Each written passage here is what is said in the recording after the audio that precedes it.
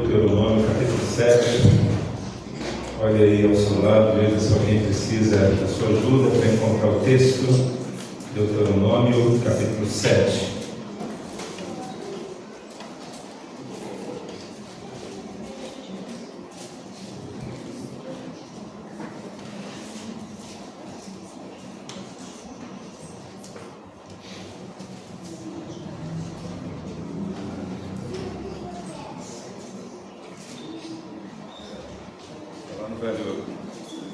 Velho Testamento, o quinto livro do Pentateuco, Deuteronômio, capítulo 7. Na minha Bíblia aqui, tenho aqui o subtítulo que vai do verso 1 até o verso 11,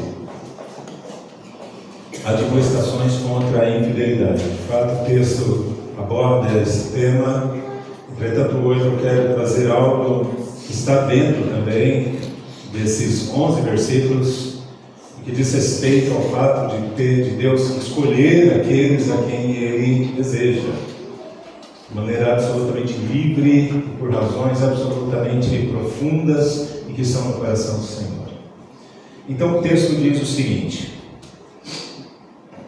quando o Senhor teu Deus te introduziu na terra, a qual passas a possuir, e tiver lançado muitas nações diante de ti, os heteus, os girgazeus, amorreus, cananeus, perezeus, heveus, jebuseus, 7 nações mais numerosas e mais poderosas do que tu. Quando isso acontecer, e o Senhor teu Deus as tiver dado diante de ti, para as ferir, totalmente as destruirás. Não farás com elas aliança, nem terás piedade delas, nem contrairás matrimônio com os filhos dessas nações. Não darás tuas filhas a seus filhos, nem tomarás suas filhas para teus filhos, pois elas fariam desviar teus filhos de mim, para que servissem a outros deuses, e a ira do Senhor se acenderia contra vós outros, e depressa os destruiria. Porém assim lhes fareis: derribareis os seus altares, quebrareis as suas colunas, cortareis os seus postes ídolos e queimareis as suas imagens de escultura, porque tu és povo santo ao Senhor teu Deus. O Senhor teu Deus te escolheu para que lhe fosse o seu povo próprio de todos os povos que há sobre a terra. Não vos teve o Senhor afeição, nem vos escolheu porque fosseis mais numerosos do que qualquer povo, pois éreis o menor de todos os povos, mas porque o Senhor vos amava, e para guardar o juramento que fizera a vossos pais, o Senhor vos tirou com mão poderosa e vos resgatou da casa da servidão, do poder de Faraó, rei do Egito. Saberás, pois, que o Senhor teu Deus é Deus, o Deus fiel, que guarda a aliança e a misericórdia até 1000 gerações aos que o amam e cumprem os seus mandamentos, e dá o pago diretamente aos que o odeiam, fazendo-os perecer. Não será demorado para com os que o odeiam. Prontamente lhe retribuirá. Guarda, pois, os mandamentos, e os estatutos, e os juízos, que hoje te mando cumprir. Vamos orar mais uma vez. Deus, pedimos-te que o Senhor, pela tua misericórdia e graça, venha falar ao teu povo nessa noite. Rogamos-te assim, em nome de Jesus. Amém, Senhor. Eu entendo, meus queridos, que Deuteronômio, e obviamente não é um entendimento exclusivo aqui, aqueles que se aproximam dessa literatura vai possivelmente concluir o mesmo. Deuteronômio, no seu livro todo, do início ao fim, ele vai apresentar a vontade de Deus para o seu povo, e aqui através de Moisés, que é o autor desse livro. Nós precisamos nos lembrar aqui, estamos utilizando parte do Pentateuco, os 5 primeiros livros da Bíblia, é isso que quer dizer essa expressão, o autor sendo Moisés, e ele está sendo mais uma vez aqui instrumento nas mãos de Deus para dizer aquilo que é da vontade do Pai.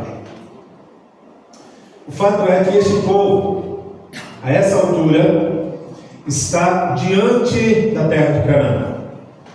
Se você se lembra, este povo hebreu, agora tendo sido liderado por Moisés durante 40 anos, peregrina no deserto.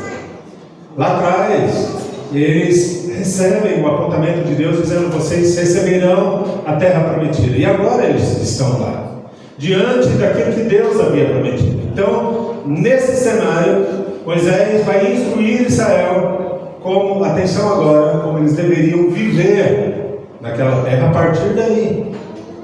Qual era o padrão moral, qual era a questão ética que deveria influenciá-los e deveria conduzi-los, como eles deveriam se relacionar com Deus e com aqueles que estavam à sua volta. E nós temos aqui parte daquilo que Deus diz a eles. A partir do verso 2 nós temos o seguinte: o Senhor teu Deus, e o Senhor teu Deus as tiver dado diante de ti, essas terras que estavam, ou esses povos que estavam em torno de Israel, para os ferir totalmente, as destruirás, não farás com ela aliança, nem terás piedade delas. E aí Moisés vai prosseguir, dizendo: não é para ter nenhuma aliança com este povo. Inclusive relacionamentos conjugais, não é para haver isso, porque isso vai trazer problema para dentro. Dentro desse contexto, então, a ideia aqui é de santidade, de pureza daquele povo. E eles precisariam obedecer ao Senhor. Eu queria que você estivesse atento a essas duas expressões, porque daqui a alguns instantes vamos falar um pouquinho mais a respeito disso, de pureza, santidade e obediência. Mas veja, de modo geral, Moisés vai dizer o seguinte àquele povo: eles precisariam se lembrar, quando Moisés escreve todo o livro de Deuteronômio, eles precisariam se lembrar de três coisas, ou pelo menos ter em mente, diante de si, três questões importantes. A primeira delas, e eu gostaria que você tentasse fazer um link da sua vida com Deus, a partir dessas três questões que Moisés destaca aqui. Primeiro, eles precisariam se lembrar o tempo todo de quem Deus era, e do cuidado que Deus teve com eles até aquele ponto, até aquele momento. Durante toda a caminhada no deserto, inclusive antes, o sustentar de Deus, o guardar de Deus sobre eles e com eles. Segunda coisa que eles precisariam ter em mente, que eles precisariam se manter santos, distantes daquilo que desagradava ao Senhor. E dentro desse contexto eles precisariam ter em mente que Deus era aquele que precisaria estar sempre em primeiro lugar na vida daquele povo. Então vamos recapitular. Primeira coisa, eles deveriam se lembrar do passado deles. Deus sempre cuidou deles. Segunda coisa, eles deveriam ter em mente que Deus era aquele que deveria estar em primeiro lugar na vida deles. E eles deveriam se manter puros porque eles tinham um Deus santo. Eles deveriam se manter santos porque eles tinham um Deus que era puro. Mas em terceiro lugar, eles deveriam se lembrar de que havia uma aliança, um acordo entre Deus e aquele povo. E nesse acordo constava que Deus os abençoaria o tempo todo. Essa era a parte de Deus. Um acordo em que o povo deveria obedecer a Deus. Veja, eu quero lembrar aqui que há duas ênfases no livro de Deuteronômio. Se você já leu, talvez você se lembre disso. Se você não leu, eu quero convidar você a ler o livro todo e talvez você perceba essas duas ênfases, duas das quais eu já fiz referência aqui, volto delas. A primeira ênfase do livro de Deuteronômio é sobre o amor de Deus por aquele povo. E veja que nós, durante esse período de culto, estamos falando muito a respeito disso, do amor de Deus. E essa é a primeira ênfase que nós encontramos aqui neste livro. Veja, no capítulo 4 de Deuteronômio, versículo 37, nós temos lá o seguinte: porquanto amou teus pais e escolheu a sua descendência depois deles e te tirou do Egito, ele mesmo presente ali, e com a sua grande força Deus fez isso. Mas o que se destaca aqui é o início do versículo: amou teus pais e escolheu a sua descendência depois deles. Amou os pais, amou a descendência, e a ideia aqui é que a descendência da descendência, terceira, quarta, quinta geração, seria amada por Deus também. Portanto, aquele povo seria um povo amado pelo Senhor. Segunda coisa que se destaca aqui no livro de Deuteronômio é a resposta do povo a este amor. E a resposta desse amor é o que eu disse há pouco e volto novamente. Eles deveriam ser obedientes e deveriam manter uma vida de santidade. Quanto à obediência, eu quero chamar a atenção de vocês a 2 ou 3 versículos aqui. Se você puder me acompanhar, deixe a sua Bíblia sempre aberta. No capítulo 6, versículo 1, capítulo 6 de Deuteronômio, capítulo 1, nós temos lá o seguinte: estes, pois, são os mandamentos, estatutos, juízos, que mandou o Senhor teu Deus, se te ensinasse, para que o cumprisses na terra que possas habitar. Então olhe para mim um instantinho. Deus então define estatutos, mandamentos e juízos. E diz: isso aqui não é brincadeira. Isso aqui não é para decorar e ter em mente. Isso aqui é para viver, para praticar todos os dias. E se você ler a sequência do capítulo 6, você vai encontrar ali Moisés sendo usado por Deus, dizendo: isso aí precisa inclusive ser inculcado nas crianças, desde pequenininhos. Os infantes devem saber de tudo isso: mandamentos, estatutos e juízos, e eles devem ser cumpridos. Essa era a parte do povo, obediência. Mas pensemos também aqui no capítulo 7, os versos 2 a 4, eu releio aqui mais uma vez, versos 2 a 4, capítulo 7. Totalmente, no meio do versículo, há essa expressão de Moisés: totalmente as destruirás. Destruirá quem? As nações que eram inimigas ali. E no final do versículo ele diz: não terás piedade delas. Não terás. Elas devem ser destruídas. Mas ele continua. Já lemos, vamos ler aqui. Nem contrairá matrimônio com os filhos dessas nações, não darás tuas filhas a seus filhos, nem tomarás suas filhas para teus filhos, pois elas, essas mulheres, fariam desviar teus filhos de mim, para que servissem a outros deuses. E a ira do Senhor se acenderia contra vós outros, e depressa vos destruiria. Isso aqui é um pedido? É um aconselhamento da parte de Deus? Não, é uma ordem. Não se misturem. E aí a gente vai para o versículo 6 e lá diz o seguinte: porque tu és povo santo ao Senhor teu Deus. O Senhor teu Deus te escolheu para que ele fosse o seu povo próprio. Observe, meu amado e minha amada, Deus está dizendo, em outras palavras, pensando naquilo que o Novo Testamento inclusive aponta. É como se Deus dissesse: você é a minha noiva, e você é minha, e não é de mais ninguém. Eu não quero que você se misture com ninguém. Eu não quero que você se relacione com mais ninguém a não ser comigo. E deve haver pureza no nosso relacionamento. Com quem é que está sendo dito isso? Com o povo. Com o povo chamado povo de Deus. Obediência. Mas aí a gente tem santidade também. E a gente tem lá em Deuteronômio. Volte ali novamente para o capítulo 6. Eu leio parte do versículo que diz o seguinte, versículo 14, Deuteronômio 6,14. Não seguirás outros deuses. Nenhum dos deuses dos povos que houver à roda de ti. Capítulo 6, versículo 18. Farás o que é reto e bom aos olhos do Senhor. A gente para por aqui pensando em santidade. Deus estava exigindo daquele povo que aquele povo fosse só dele, de mais ninguém, e se mantivesse juntos. O povo então deveria ser obediente e se manter santo.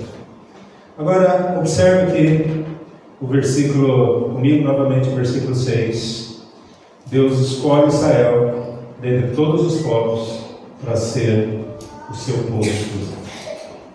Versículo 6. Tu és povo santo ao Senhor teu Deus. O Senhor teu Deus te, vamos ler juntos? O Senhor teu Deus te escolheu para que fosses o seu povo próprio. De todos os povos que há sobre a terra, eu escolhi você. Deus escolheu aquele povo. O que nós temos aqui é Moisés afirmando que o Senhor havia escolhido Israel para ser exclusivamente dele. Eu sei que muitos que estão aqui conhecem esse texto e esse contexto, conhecem algumas coisas que estão em volta dessa afirmação.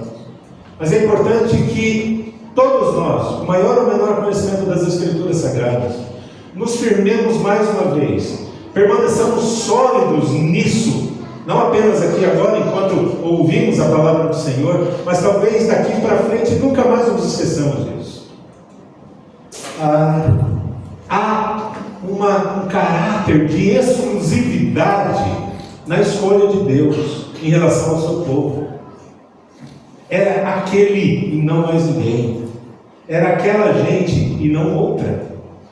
O versículo 6, mais uma vez, fazendo alguns cortes, diz: o Senhor te escolheu para que fosse o seu próprio povo de todos os povos que há sobre a terra. O povo aqui é aquele, se não outro, descendente de Abraão.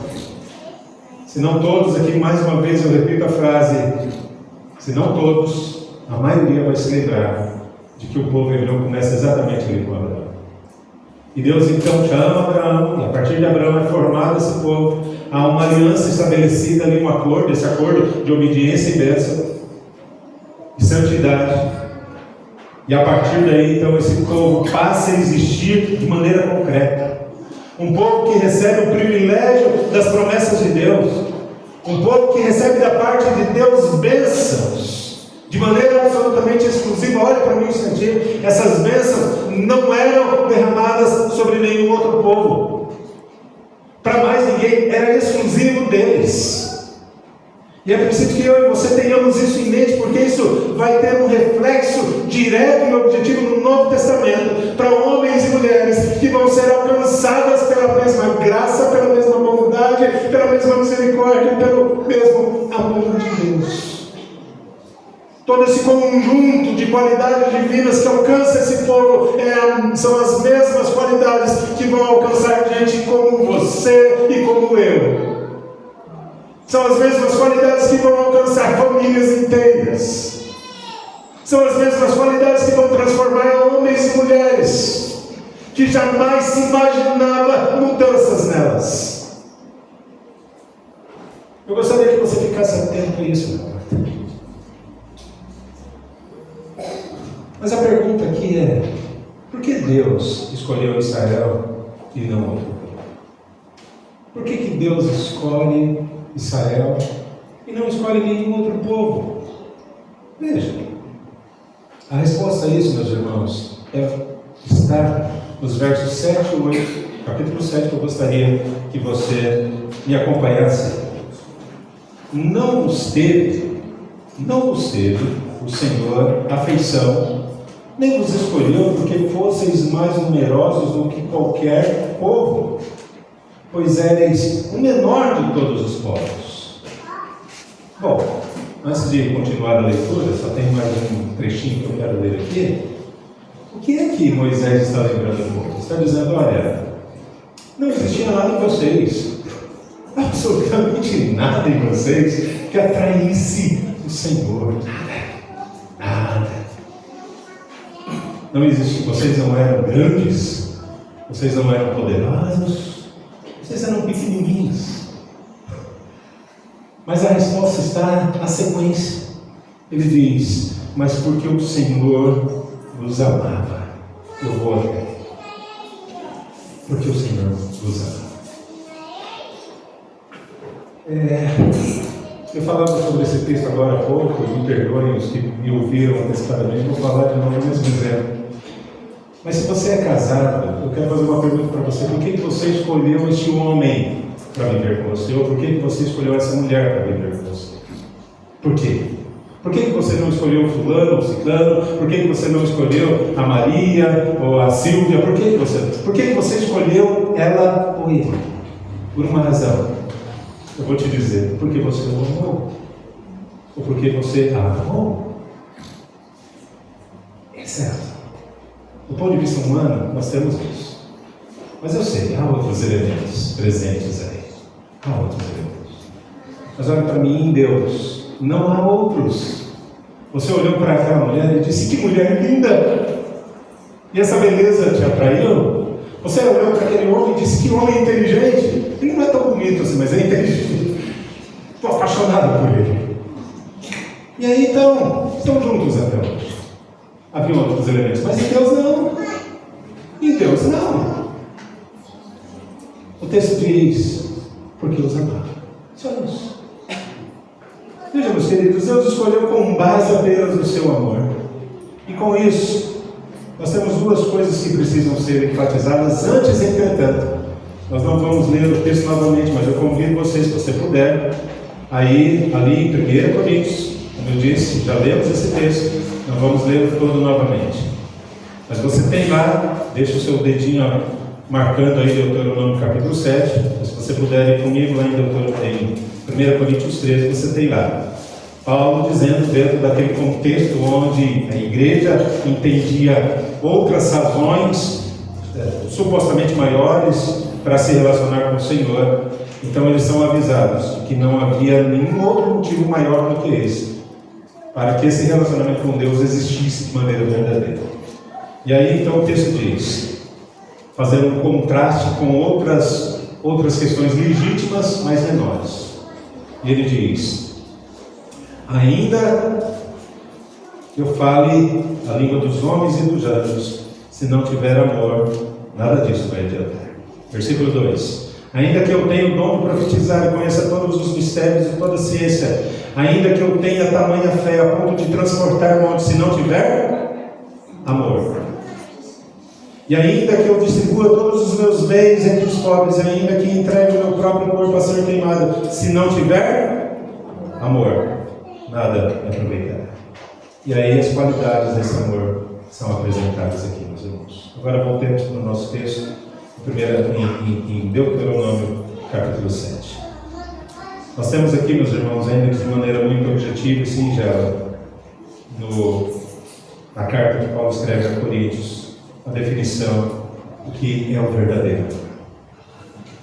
Aquele que eu fiz referência há pouco estava presente de maneira absolutamente integral em Jesus, durante o seu ministério, especialmente na morte ali de cruz. Duas ênfases que precisam ser enfatizadas a partir da compreensão do que é esse amor. Primeiro, a escolha de Deus, ou seja, a eleição deste ou daquele, considerando o povo de Israel, não depende de qualquer mérito. Não havia nada naquele povo que pudesse chamar a atenção de Deus. Segundo, a escolha tem como base unicamente o amor de Deus. Já disse isso no batismo. O texto diz: o Senhor vos ama. O amor de Deus, meus irmãos, por Israel, está também presente em outros textos. E eu chamo a atenção aqui pelo menos de dois. Você não precisa ir lá apenas ouça. Jeremias 31:3 diz: com amor eterno eu te amei, por isso eu te atraí. E aí quando você pensa em amor eterno, é um amor talvez diferenciado, um amor que eu e você não temos. Quando se pensa em amor eterno, é aquele amor que já existia antes do relacionamento acontecer propriamente. É um amor que surge lá atrás, na eternidade, um amor que vai planejar esse encontro. E esse relacionamento que vai existir a partir desse momento. No caso, esse encontro com esse povo, chamado povo de Deus. Oséias 11:4. Os atraí com laços de amor. A expressão amor, ela está presente em toda a Escritura Sagrada, Velho e Novo Testamento, sempre nos fazendo lembrar que foi esta razão pela qual este relacionamento passa a existir. Mas eu queria que você observasse o seguinte agora. Nós estamos caminhando aqui, e daqui a pouco a gente chega no final, mas eu queria que você ficasse atento. Vamos caminhar juntos. Eu queria que você observasse isso comigo. Deus não tem obrigação nenhuma de amar todos os homens ou todas as pessoas. Deus tem obrigação? Não tem. Por isso que Paulo faz uma pergunta retórica. O que é uma pergunta retórica? É aquela pergunta quando é feita já se sabendo a resposta. Essa é a pergunta retórica. Então Paulo pergunta o seguinte: Deus é injusto em escolher apenas este ou aquele? Deus é injusto? E ele mesmo responde: não é injusto, porque ele ama quem ele quiser, ele escolhe quem ele quiser. Voltemos aqui ao exemplo do marido e da mulher, do marido e esposa. Por que o fulano escolhe a fulana e não escolheu as outras 10 com quem ele se relacionou? Por que a fulana não escolheu os outros com quem ela tinha se relacionado? Às vezes até de maneira séria, legítima, correta, transparente, mas ela não escolheu aquele, escolheu esse. Ela tinha a obrigação de escolher todos? Não tinha. Eu sei aqui que o exemplo é muito singelo, muito simples, mas como você não tem a obrigação de casar-se com todas aquelas com quem você se relacionou, muito menos Deus. E lembre-se, Deus é o padrão. E Ele escolhe quem Ele quer amar. E aí nós temos uma questão pontual importante. Amor não é uma questão de sentimento, é uma questão de escolha. Você escolhe amar. Você escolheu amar essa mulher. Você escolheu amar esse homem. Você escolheu. E Deus escolheu amar esse homem. Escolheu amar. Porque Ele quis.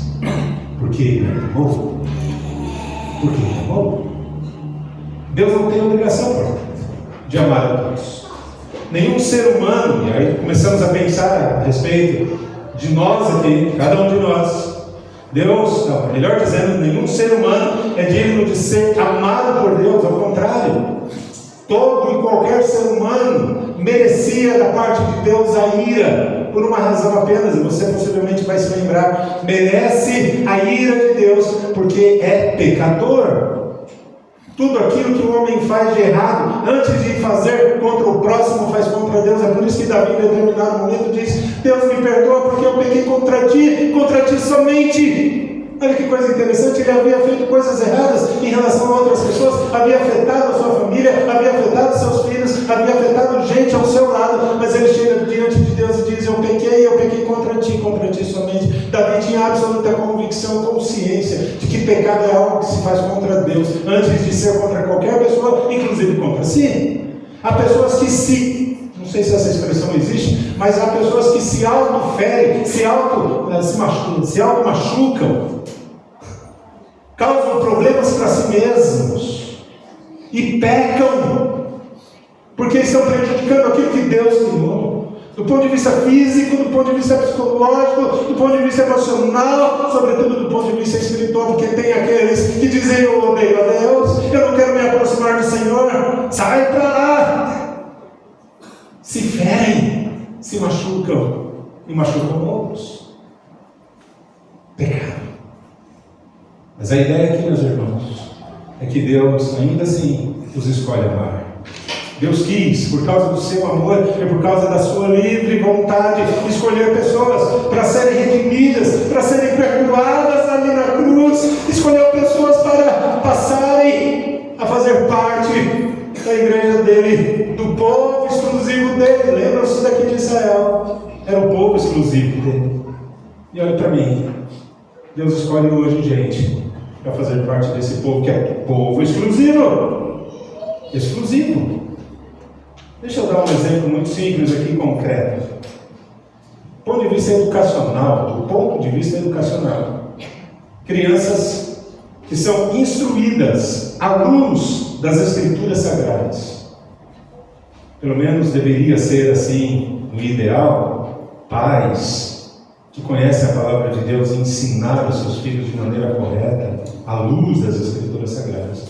Crianças que são ensinadas com esse padrão, são crianças com uma educação diferenciada em relação a qualquer outra criança. A qualquer outra criança. Entenda o que eu estou dizendo?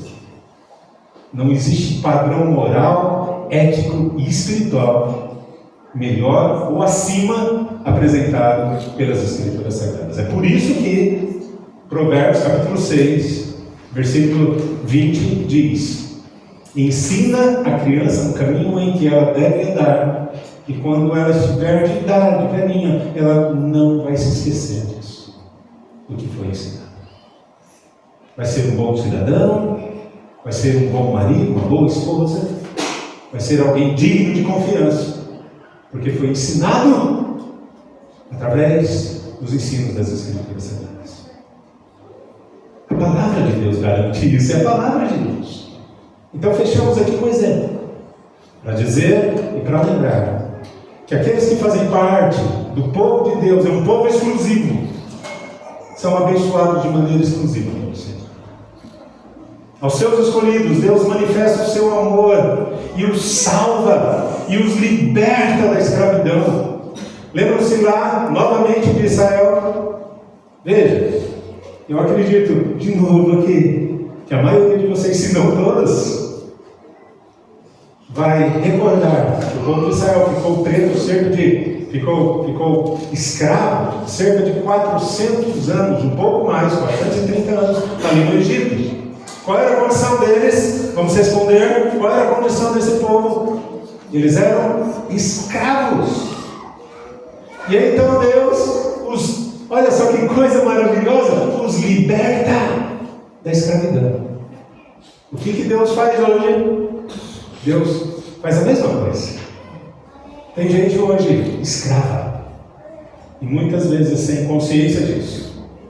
Não apenas escrava de drogas, não apenas escravas dos seus desejos impulsivos, sejam eles quais forem, não escrava apenas eventualmente de um trabalho legítimo, não escravas do tempo, não. Escravas de Satanás, escravas do domínio de Satanás. Não sabem disso.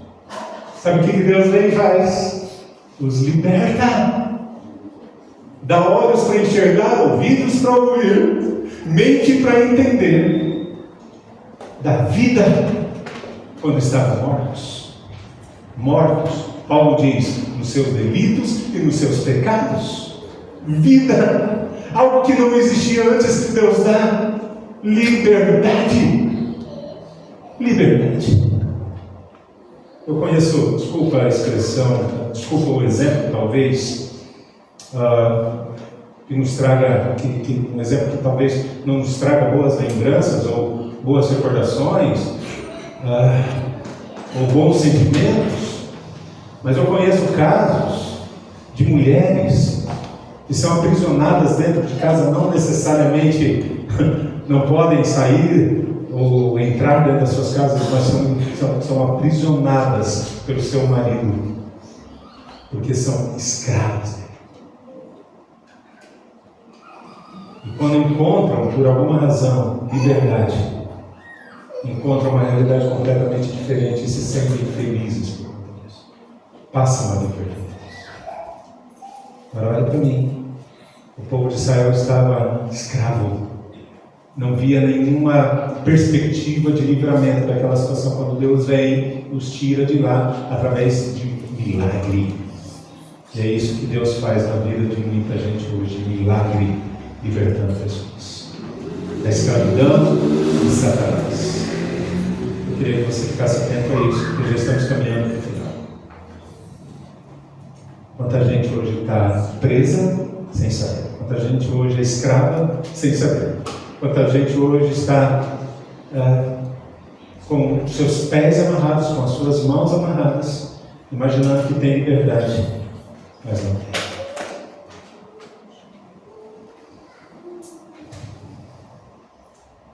Eu queria que você se lembrasse disso. Da mesma forma, a base da eleição, da escolha de qualquer pessoa, assim como foi lá com Israel, é assim hoje. Eu dou aqui pelo menos um exemplo no texto do Novo Testamento.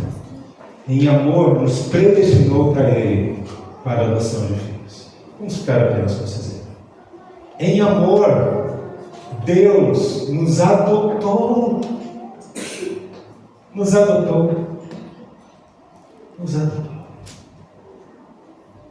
Ninguém merece ser salvo por Deus, no entanto, Ele assim o faz.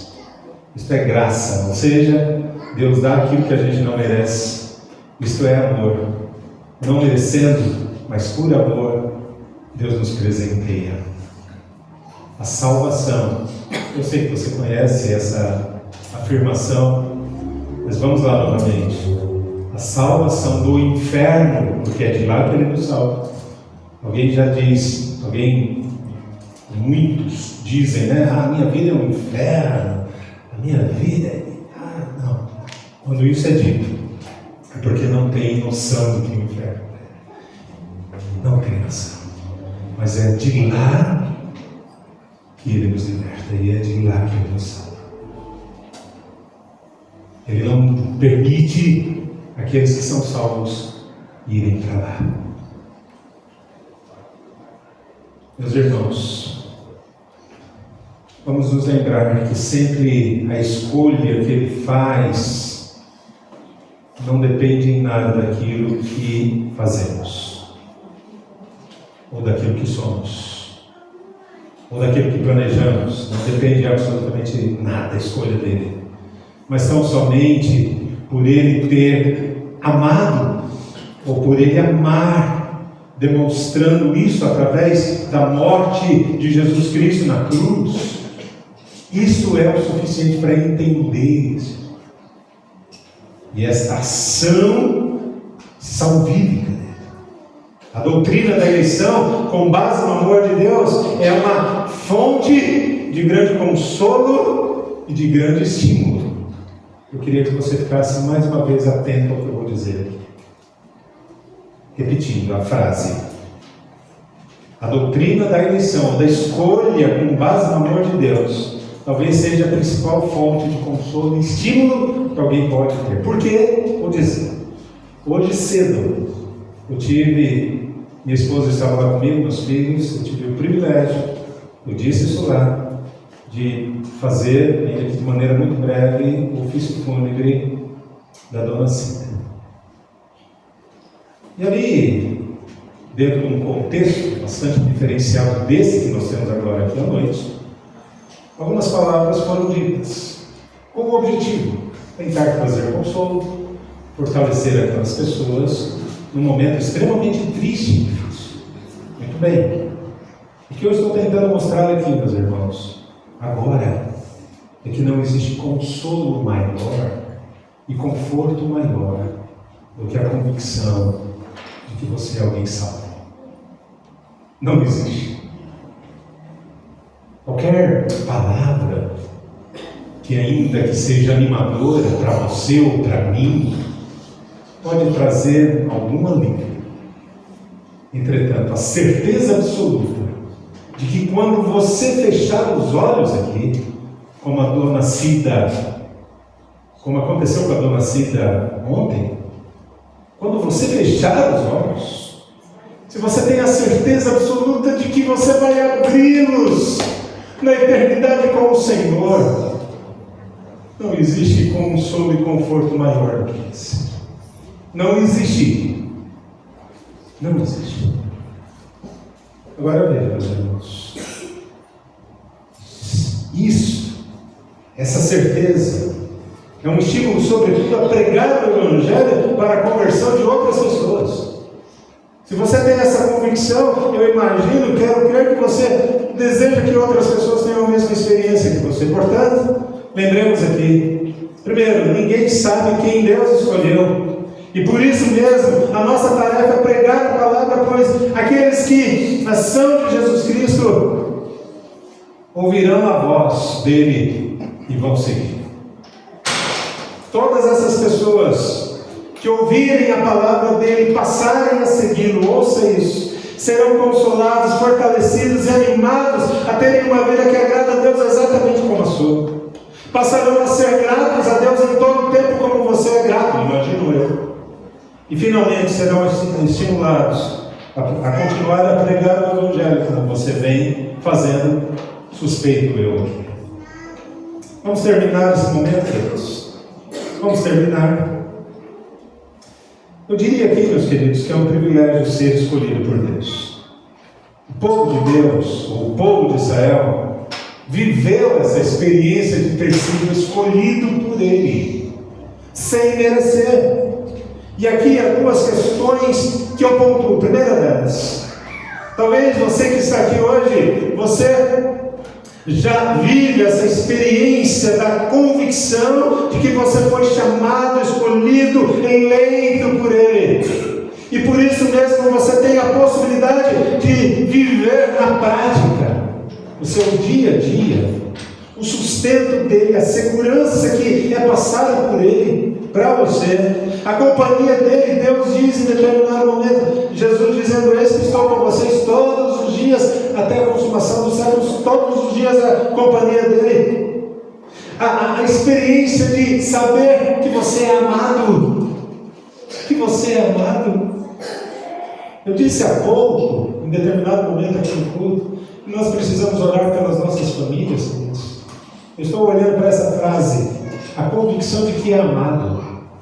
Veja, nós precisamos orar pelas nossas famílias.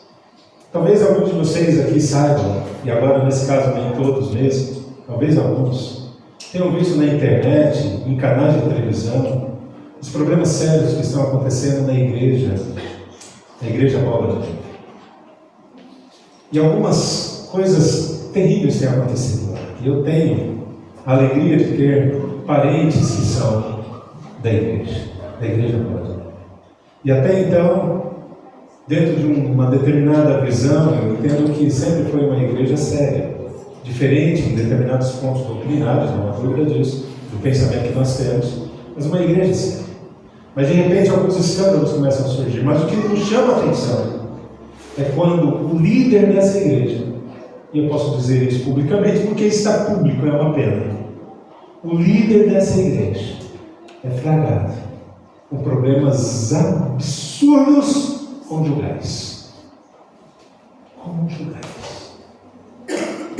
Por que eu estou dizendo isso, meus irmãos? Porque é importante saber que nós somos amados por Deus. Nesses áudios vazados, em um determinado momento, que esse líder disse para a esposa, e eu não quero entrar no mérito da questão, porque essa questão de marido e mulher é sempre complexa. Mas ele diz, você é uma mulher mal amada. Olha para mim, meu amado, quantas mulheres ouvem isso? Quantos homens têm ouvido isso? Quanta gente tem ouvido isso? Dentro das suas famílias.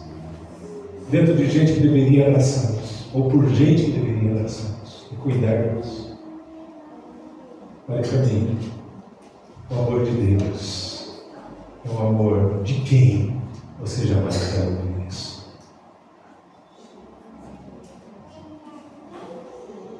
Mas sobretudo,